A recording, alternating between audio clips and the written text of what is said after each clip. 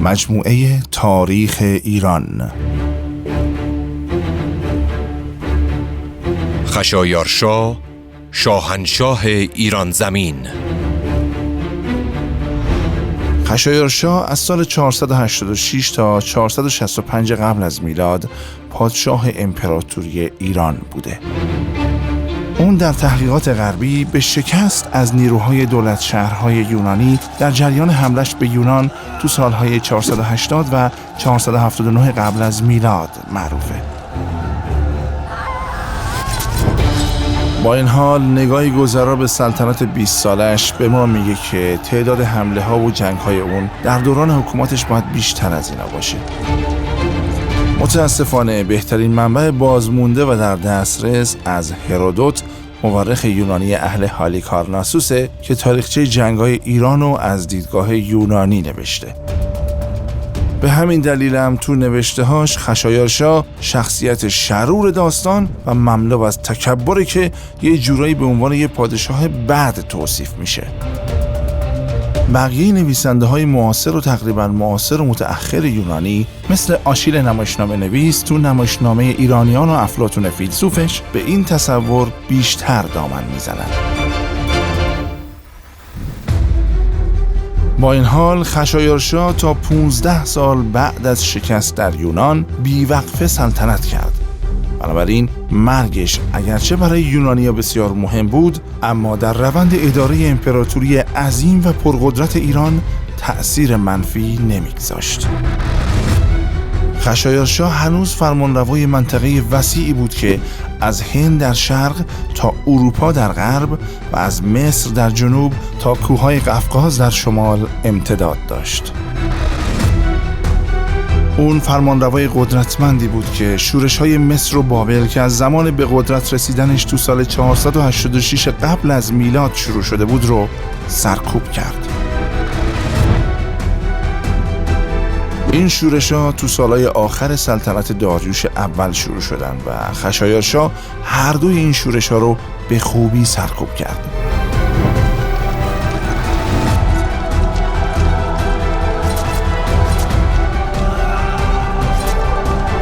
با وجود همه اینا امپراتوری ایران در دوران فرمانروایی اون نسبتاً باثبات بود. باید اضافه کنیم که اون مجموعه بناهای عظیمی رو تو شوش و پرسپولیس یا همون تخت جمشید ساخت و یا تکمیل کرد.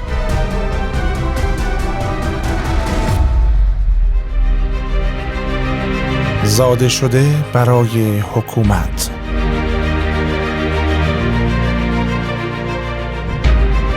خشایارشا چهارمین یا پنجمین پادشاه سلسله هخامنشی، پسر داریوش اول و آتوسا، دختر کوروش بزرگ، بنیانگذار این سلسله در سال 550 پیش از میلاد بود.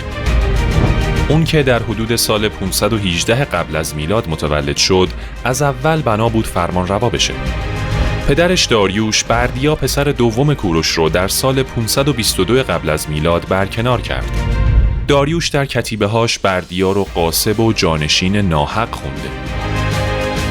در زبان فارسی باستانی نام خشایارشا به معنی فرمانروای قهرمانان یا فرمانروایی بر قهرمانان خشایارشا بوده که از دو بخش خشای به معنی فرمانروا و آرشا به معنی قهرمان یا مرد پدید اومده.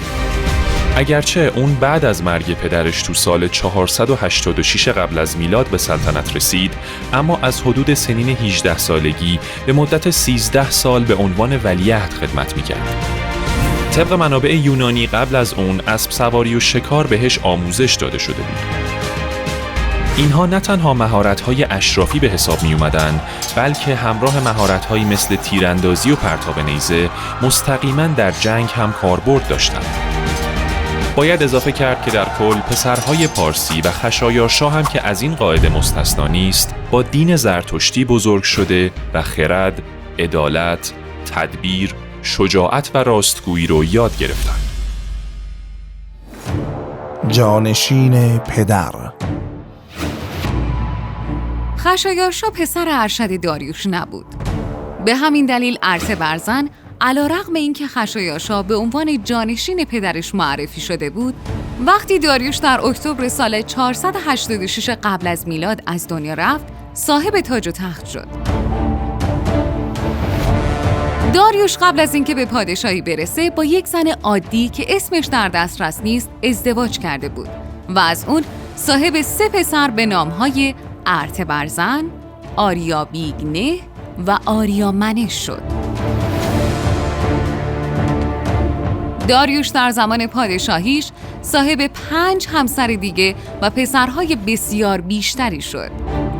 با این حال اولین پسری که بعد از به تاج و تخت رسیدن اون به دنیا اومد خشایارشا از آتوسا بود.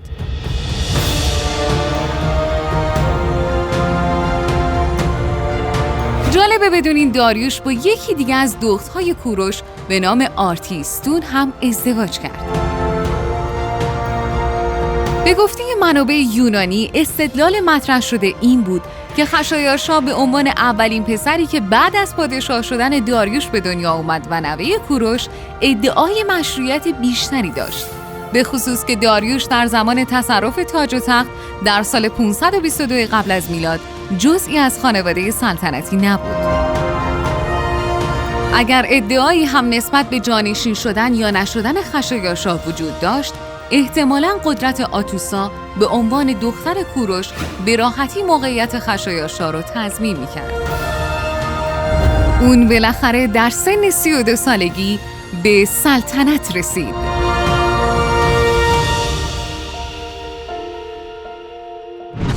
سرکوب شورش. اولین وظیفه پادشاه جدید سرکوب شورش مصر بود. به احتمال زیاد وقتی داریوش از دنیا رفت، آماده سازی سپاه و کشور برای لشکرکشی تقریباً انجام شده بود. قرار شد خشایارشا شخصاً این لشکرکشی رو رهبری کنه. این کار احتمالاً به منظور تثبیت قدرت خشایارشا بر امپراتوری و ارتش بود و البته به تکمیل کردن پروژه‌های پدرش که اساس اصلی حکومتش بودم ارتباط داشت. اون به مصر لشکرکشی کرد و در اوایل سال 484 قبل از میلاد شورش مصر رو فیصله داد.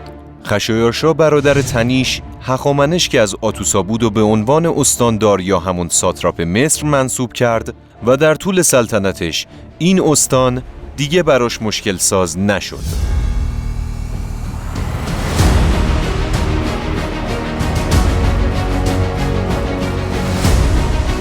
بابل هم علیه حکومت خشایارشا قیام کرد. اگرچه شورش مصر قبل از مرگ داریوش شروع شده بود، اما بابل فقط تو تابستون سال 484 قبل از میلاد قیام کرد. شاید شرایطی که منجر به این شورش شد که ممکنه مذهبی یا به خاطر مالیات بوده باشه، در پایان سلطنت داریوش به اوج خودش رسیده بود. اما انتظار داشتن که پادشاه جدید مشکلات رو حل کنه که البته خشایارشا این کارو نکرد. در حقیقت حواسش به سرکوب شورش مصر پرت شد و چون شرایط به منوال قبل باقی موند، بابلی ها تصمیم به شورش گرفتن. اونا فرماندارشون رو کشتن و یه حاکم جدید انتخاب کردن. این شورش از سال 484 تا 482 قبل از میلاد به مدت 2 سال طول کشید. البته به نظر میاد 2 تا شورش وجود داشته. یکی فقط مدت کوتاهی در سال 484 قبل از میلاد و دومی تو سال 482. رهبرانی به نامهای بلشیمانی و شمش اریبا در شهرهای مختلف شمال و جنوب بابل به عنوان پادشاه معرفی شدند. اولین رهبر خیلی زود ناپدید شد. یا به قول بعضی مورخا شکست خورد یا به شمش اریبا پیوست. این شورش به شهرهای دیگه مثل سیپار، بورسیپا، دلبت و کیش گسترش پیدا کرد و در نهایت با محاصره بابل سرکوب شد. راستش دقیقاً معلوم نیست بابلی ها به خاطر شورششون با چه مجازاتی روبرو شدن. اگرچه زمانی ادعا می شد که خشایارشا با خشونت با این شهر برخورد کرده، اما به نظر نمیرسه که تخریبی توی شهر صورت گرفته باشه. این امکان وجود داره که خودمختاری مذهبی که قبلاً آزاد بوده، به ویژه در مورد مردوک خدای حامی شهر، برچیده شده یا به نوعی تضعیف شده باشه. به نظر میرسه خشایارشا از سال 482 قبل از میلاد دیگه از عنوان پادشاه بابل استفاده نکرده که شاید برای بیشتر مجازات کردن این شهر شورشی بوده. از اون به بعد با شهرهای محلی رقیب مثل اروک رفتار ویژه‌تری میشد تا بلکه بابل بیشتر محدود و مجازات بشه. در واقع اینا تنبیه‌های جزئی و ظریفی بودن و اصلاً اون رفتاری که از فرمانروای شرور داستان هرودوت انتظار میرفت نبود. فرمانروایی که به قول هرودوت وقتی پیتیوس پادشاه سابق لیدیه درخواست معافیت پسر بزرگش از نظام وظیفه رو کرد، اونم در حالی که 4 پسر دیگش خدمت نظامی به ایران میکردن، پسر اون مرد رو از وسط 2 نصف کرد تا ارتشش بتونه از میونش رژه بره. یا مثلا فرمانروایی که دستور داد به آب دریای هلسپونت یا همون آب دره داردانل شلاق بزنن، اونو به قل و زنجیر بکشن و برای تنبیه بهش داغ بزنن. اونم فقط به خاطر این که وقتی میخواست با ارتشش از اون تنگه عبور کنه طوفان شد. اینا همه تعاریف موجود و در واقع غیر منطقی و مغرضانه‌ای هستند که تاریخ نویس یونانی از فرمانروایی مثل خشایارشا داشته.